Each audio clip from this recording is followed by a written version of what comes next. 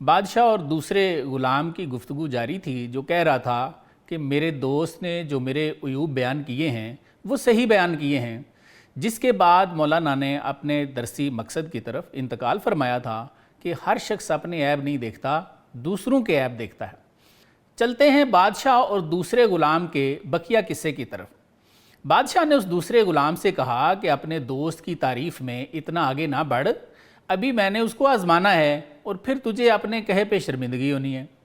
اس پر اس دوسرے غلام نے قسمیں کھانا شروع کر دیں کہ میرے دوست نے جو کچھ میرے بارے میں کہا ہے وہ سچ ہے۔ آئیے مولانا کی زبان سے جانتے ہیں۔ گفت نے واللہ باللہ العظیم مالک الملک رحمان الرحیم۔ اس دوسرے غلام نے کہا کہ نہیں، خدا کی قسم جو بزرگ و برتر ہے، سلطنتوں کا مالک ہے، رحمان ہے، رحیم ہے، میرے دوست نے جو کچھ میرے بارے میں کہا ہے وہ سب سچ ہے۔ خدائے کہ فرستاد انبیاء نئے بحاجت بل بفضل کبریا۔ اس دوسرے غلام نے کہا کہ مجھے اس خدا کی قسم ہے جس نے نبی بھیجے ہیں اور مجبوری سے نہیں بھیجے، اپنے فضل اور بڑائی سے بھیجے ہیں۔ میرے دوست نے سب کچھ میرے بارے میں ٹھیک ہی تو کہا ہے۔ خداوندے کہ از خاک ذلیل آفریدو شاہ سواران جلیل۔ کہنے لگا مجھے اس خدا کی قسم ہے جس نے حقیر مٹی سے بڑے بڑے روحانی شاہ سوار پیدا فرمائے ہیں۔ دوست نے سب صحیح کہا ہے۔ سنا برکے کہ بر ارواح تافت تاکہ آدم معرفت ازاں نور یافت۔ کہنے لگا مجھے اس روشن برق کی قسم ہے جو روحوں پر چمکی، یعنی جس کو اللہ تعالیٰ نے روحوں پہ ڈالا، جس سے آدم علیہ السلام نے نور معرفت حاصل کیا۔ دوست نے سب صحیح کہا ہے۔ آنکھ از آدم رست و در دست شیس چید پس خلیفہ اشکرد آدم کے آبدید۔ کہنے لگا اس نور کی قسم جو آدم علیہ السلام سے حضرت شیس علیہ السلام میں منتقل ہوا اور آدم علیہ السلام نے ان کو اپنا خلیفہ بنایا۔ میرے دوست نے سب کچھ ٹھیک ہی تو کہا ہے۔ جان ابراہیم ازاں انوار زفت بے حضر در شعلہ ہائے نار رفت۔ کہنے لگا اس نور کی قسم جس کی وجہ سے ابراہیم علیہ السلام بلا جھجک آگ کے شعلوں میں گھس گئے تھے۔ دوست نے میرے بارے میں سب کچھ ٹھیک کہا ہے۔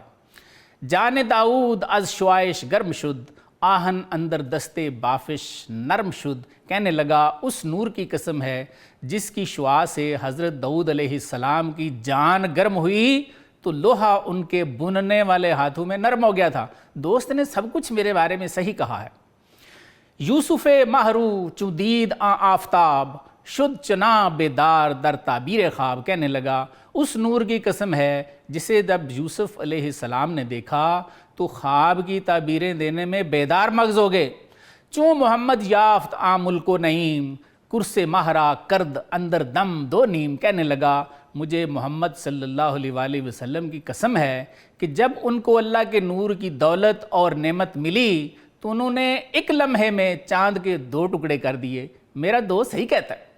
پھر کیا کہنے لگا چون ابو بکر آیت توفیق شد باچنا شاہ صاحب و صدیق شد۔ کہنے لگا اس نور کی قسم ہے جس سے ابو بکر توفیق خداوندی کے نشان بنے اور اس بادشاہ محمد صلی اللہ علیہ وآلہ وسلم کے ساتھی اور تصدیق کرنے والے بنے۔ دوست نے سب کوئی صحیح کہا ہے۔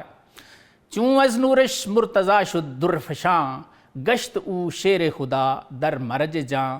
اس نور کی قسم کہنے لگا جس سے حضرت علی رضی اللہ عنہ موتی برسانے والے بنے تو جان کے جنگل میں شیر خدا ہو گئے۔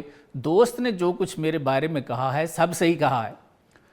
چونکہ سبتین از سرش واقف بدند گوشوارے عرش ربانی شدند۔ اس نور کی قسم جس کے راز سے حسنین رضی اللہ عنہ واقف تھے اور وہ خدا کے عرش کے گوشوارے بن گئے۔ دوست نے سب ٹھیک کہا ہے۔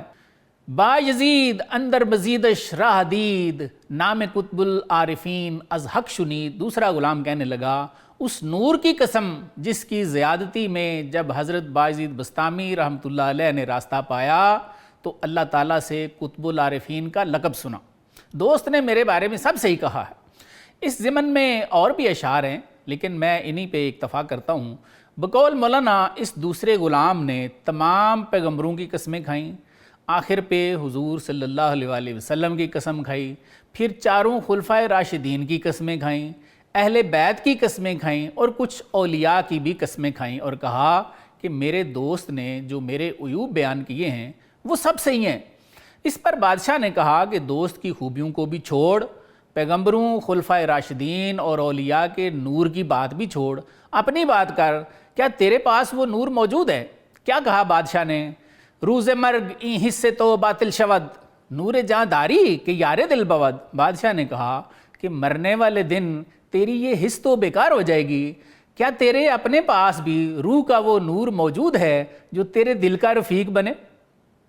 در لحد کہ این چشم را ہا کا گند، ہست آنچے گور را روشن کند۔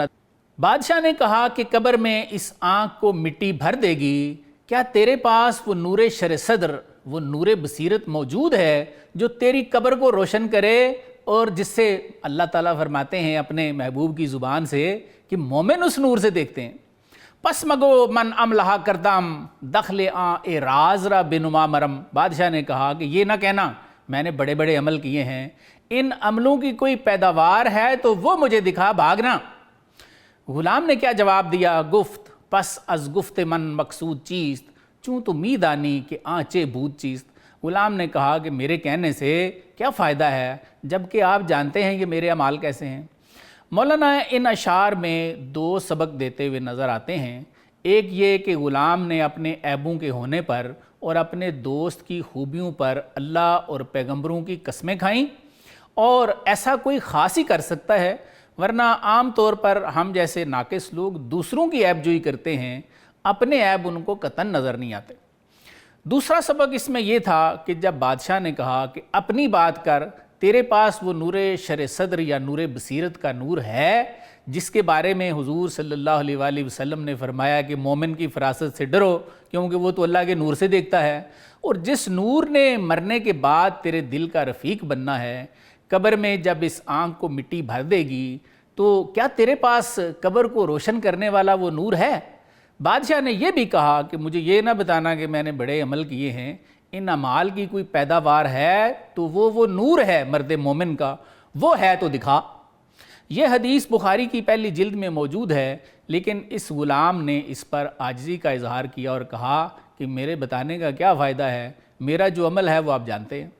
مولانا ان اشعار میں یہی اسباق دیتے ہوئے نظر آتے ہیں کہ اپنے عیبوں پہ نظر کرنا اور اپنے اعمال کو کوتاہ سمجھنا یہ خواص کی نشانیاں ہیں، جبکہ دوسروں کی عیب جوئی کرنا، اپنے آپ کو ان سے بہتر سمجھنا اور اپنے عمل کو بڑا سمجھنا یہ ابلیس کی صفت ہے۔ اصل کمائی نور بصیرت ہے، نور شر صدر ہے، اور ایسا لاکھوں میں کوئی ایک ہوتا ہے۔ ناظرین ایک چھوٹا سا وقفہ لیں گے، وقفے کے بعد دیکھیں گے کہ بادشاہ اپنے پہلے غلام کو کیسے آزماتا ہے۔